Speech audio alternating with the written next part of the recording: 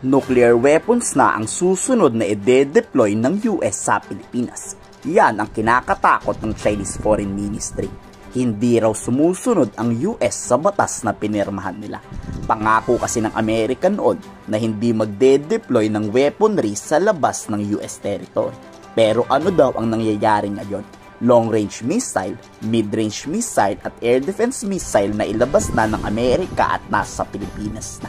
Baka sa susunod raw nuclear missile na ang susunod na ide-deploy sa atin. 毁约退群，无视国际秩序、国际规则、国际义务，是国际军控与防扩散体系的最大破坏者。美方发布报告本身就极具讽刺意味。我们敦促美方认真检视自身所作所为，积极回应国际社会对美国在尊约方面的关切，切实履行自身国际义务和承诺，而不是向中方泼脏水来转移焦点，逃避责任。 Wala ngang karapatan ang Chinang diktahan ang US at Pilipinas. Ayon yan kay Foreign Affairs Secretary Manalo. At bakit raw matatakot ang China sa mga missile na yan? Gagamitin lang naman to sakaling magkagera sa West Philippine Sea. Bakit China?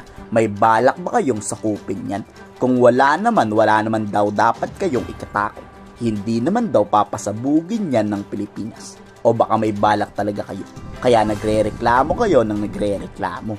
Do you think, sir, it's also because, of course, the Typhoon is still here, Nemesis is here, BrahMos delivery, and well, you know, these are our own national actions, yeah. And we don't think that it requires a reaction. There are no other countries talking about what we're doing except China. So I think those are our own.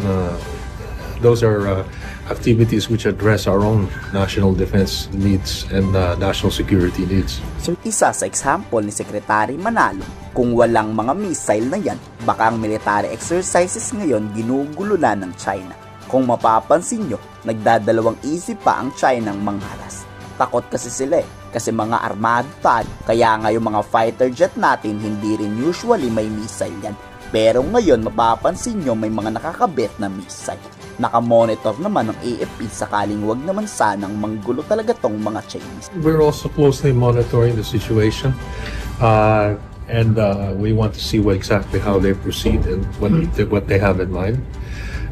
Perhaps they are just monitoring what's going on, but certainly it's something that we have to monitor very closely what they're doing and to see whether they are undertaking any kind of action or just simply going through the area. So we're also relying on reports galing sa NTF from DND. Natanong din si Secretary Manalo, ano ang reaksyon sa balak ng China ng pagsakop sa Sandy Keys? May mga nakalatag na raw na appropriate actions kung sakaling sasakupin yan ng China. Sana direct attack agad ano. Atakihin agad ang China once na magtayo ng outpost dyan tong mga incheck. We are considering an appropriate action if needed on this, but we will consult, of course, the various agencies. So far, wala pa. Nothing at the moment, but certainly it's a possibility and we're considering all these options. Okay. Kung matalino tong China, sinakop na nila ang West Philippine Sea o Taiwan, habang kakaunti pa lang ang mga missile at mga fighter jets ng US. Kaso hindi sila nag-iisip Kayo, anong masasabi nyo dito? I-komento sa baba ang inyong salog.